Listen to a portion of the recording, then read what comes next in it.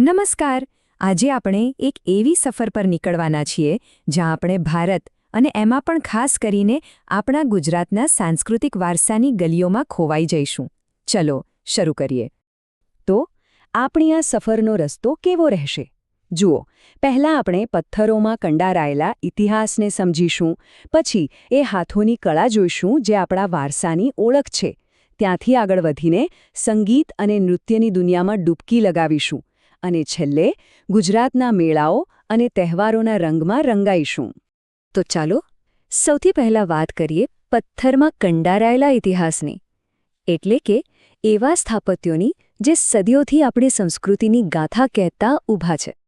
જો ભારતના મંદિરોને સમજવા હોય ને તો મુખ્યત્વે બે શૈલીઓ જોવી પડે.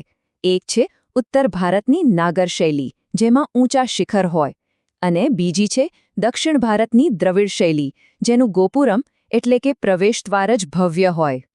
પણ આ બે શૈલીઓ વચ્ચે ગુજરાતે પોતાની એક અનોખી છાપ છોડી છે. એ છે મારું ગુર્જર સ્થાપત્ય શૈલી. સોલંકી કાળમાં આ શૈલી એટલી વિકસી કે એની બારીક કોતરણીની તો વાત જ શું કરવી. મોઢેરાનું સૂર્યમંદિર હોય કે સોમનાથ, આ એના ઉત્તમ ઉદાહરણો છે. અને સ્થાપત્યની વાત થાય ને તો પાણી માટે બનાવેલા સ્થાપત્યને કેમ ભૂલાય? આ જુઓ, પાટણની રાણકી વાવ 7 માળ ઊંડી. વિચાર તો કરો, આ કોઈ સામાન્ય વાવ નથી. આ તો જાણે જમીનની અંદર બનેલું પાણીનું મંદિર છે. અને એટલે જ એની આ અદ્ભુત રચનાને લીધે 2014માં યુનેસ્કોએ એને વર્લ્ડ હેરિટેજ સાઇટનો દરજ્જો આપ્યો. મોટા મોટા સ્થાપત્યોથી આગળ વધીને હવે આપણે એ કળા તરફ જઈએ જે હાથની આંગળીઓના ટેરવે જીવંત થાય છે. વાત કરીએ ગુજરાતની હસ્તકલા અને ચિત્રકળાની, જે આપણા વારસાની સાચી ઓળખ છે. સૌથી પહેલાં એક એવી કળા જે કદાચ તમે જોઈ પણ નહીં હોય, કચ્છની રોગાન કળા. એરંડાના તેલ અને કુદરતી રંગોમાંથી બનાવેલા ઘટ્ટ રંગોથી કાપડ પર જે ભાત ઉપસાવવામાં આવે છે એ ખરેખર અકલ્પનીય છે. પણ આ કળા વિશેની સૌથી અનોખી અને કદાચ થોડી ચિંતાજનક વાત એ છે કે આખી દુનિયામાં માત્ર એક જ પરિવાર, નિરોણા ગામનો ખત્રી પરિવાર, આ કળાને જીવંત રાખી રહ્યો છે. એટલે આ ખાલી કળા નથી, આ તો પેઢીઓથી ચાલી આવતી એક જીવંત ધરોહર છે. ચાલો હવે ગુજરાતની હસ્તકલાનો એક નાનકડો નકશો જોઈએ. પાટણ જાઓ તો પટોળાની વાત થાય, જામનગરની બાંધણી તો જગ મશહૂર છે, તો ખંભાતનું અકીકકામ. આ બતાવે છે કે ગુજરાતનો દરેક વિસ્તાર પોતાની કળાથી કેવી આગવી ઓળખ ધરાવે છે.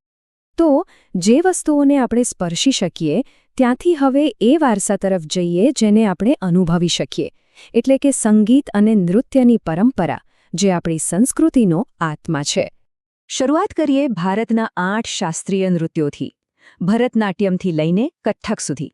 દરેક નૃત્યની પોતાની એક ભાષા છે, પોતાની એક આગવી શૈલી છે, જાણે વાર્તા કહેવાની અલગ અલગ રીતો.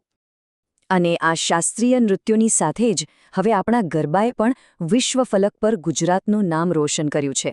2023માં જ્યારે યુનેસ્કોએ ગરબાને અમૂર્ત સાંસ્કૃતિક વારસા તરીકે માન્યતા આપી, એ દરેક ગુજરાતી માટે ખરેખર ગૌરવની ક્ષણ હતી. પણ ગુજરાતની નૃત્ય પરંપરા ફક્ત ગરબા સુધી સીમિત નથી. અહીંના આદિવાસી સમુદાયોના નૃત્યો જુઓ. સીડીઓનો ધમાલ નૃત્ય હોય, બનાસકાંઠાનું મેરાયો નૃત્ય હોય કે પછી ડાંગનું ચાળું નૃત્ય, દરેકની પોતાની આગવી કહાણી છે, પોતાની ઊર્જા છે. અને હવે આપણી સફરના છેલ્લા પડાવ પર આપણે એ જગ્યાએ પહોંચીએ છીએ જ્યાં કળા, સંગીત અને લોકો બધું જ એકસાથે જીવંત થઈ ઉઠે છે. ચાલો વાત કરીએ ગુજરાતના મેળાઓ અને ઉત્સવોની. એક મજાનો સવાલ પૂછું, ગુજરાતમાં એવો કયો મેળો છે જે ખાસ ગધેડાના વેપાર માટે જાણીતો છે? છે કોઈને ખ્યાલ? જી હા, એ છે વૌઠાનો મેળો, જ્યાં 7 નદીઓનો સંગમ થાય છે. પણ વાત ખાલી વૌઠાની નથી. તરણેતરનો મેળો હોય કે પછી ભવનાથનો મિનીકોંભ, આ મેળા ખાલી ફરવાની જગ્યાઓ નથી. આ તો આપણા ગ્રામીણ જીવન અને વર્ષો જૂની પરંપરાઓના ધબકારા છે.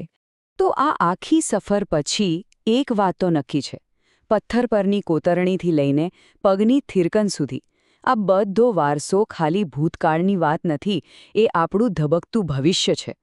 પણ સવાલ એ છે કે આ અમૂલ્ય વારસાને આપણે આવનારી પેઢીઓ માટે જીવંત કેવી રીતે રાખીશું? આભાર. આ વિશ્લેષણ ડૉક્ટર સંજય પરમાર જામનગર દ્વારા તૈયાર કરવામાં આવ્યું છે.